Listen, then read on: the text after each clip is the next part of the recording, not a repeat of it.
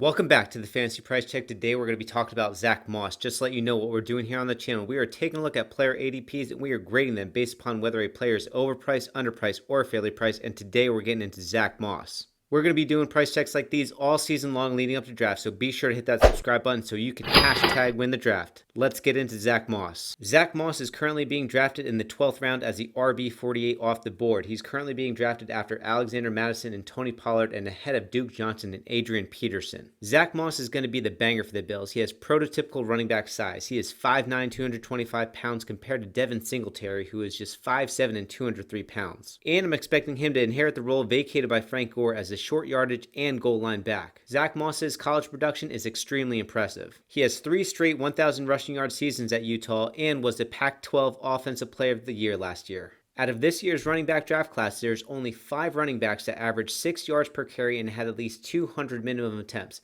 Zack Moss was one of them, along with Clyde Edwards-Helaire, Jonathan Taylor, and J.K. Dobbins. And surprisingly, PFF also graded Zack Moss as their highest rated running back ahead of Jonathan Taylor and Clyde Edwards-Helaire. I'm expecting Zack Moss and Devin Singletary to be the Bills' version of Thunder and Lightning. Devin Singletary is not going to have a workhorse role for the Bills, and Frank Gore's 166 rushing attempts and 11 goal line carries are up for grabs. I'm expecting Devin Singletary to have the same type of role for the Bills that he had last year. He comps out to a player like Dion Lewis, and there's just no way that I see him getting more than 200 carries this year. There is a very easy path for Zack Moss to get 10 to 15 carries per game and get all the goal line work for the Bills this year. He's going to have a much easier time getting onto the field compared to the other guys being drafted around him, such as Alexander Mattison and Tony Pollard. The Bills ran the ball 465 times last year, which ranks 6th in the league. If you give Devin Singletary 200 rushing attempts, there are 265 more rushing attempts to go around. And I'm not forgetting that Josh Allen is a huge part of that. However, there are still a ton more carries to go around for Zack Moss. If this is a 60-40 backfield between Singletary and Moss,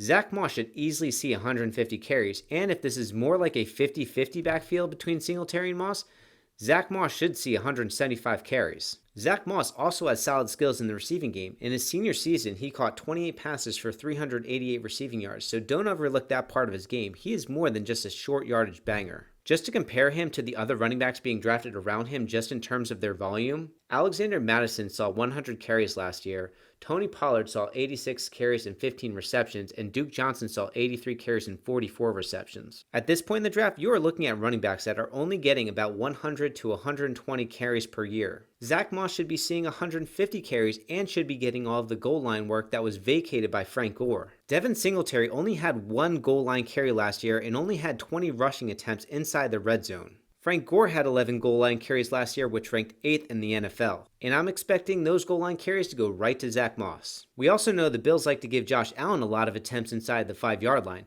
Last year, Josh Allen had 5 attempts inside the 5-yard line. I wouldn't be surprised if the Bills give less carries to Josh Allen inside the 5 and instead give those carries to Zack Moss. There's no need to have your franchise quarterback be taking those carries and taking those hits inside the 5-yard line. Zack Moss is on sleeper alert. The talent is there. The opportunity is there. Zack Moss may be one of the better running backs to take a flyer on in the late rounds. You could draft him as early as the 10th or snag him in the 12th. Guys, if you like what we're doing here on the channel, I want you to smash that like button and click subscribe. We're going to be doing these price checks all season long leading up to drafts. And if you want to check out Devin Singletary's price check, I'm going to throw his in the corner of your screen. So be sure to check that out. And I'll see you guys on the next one.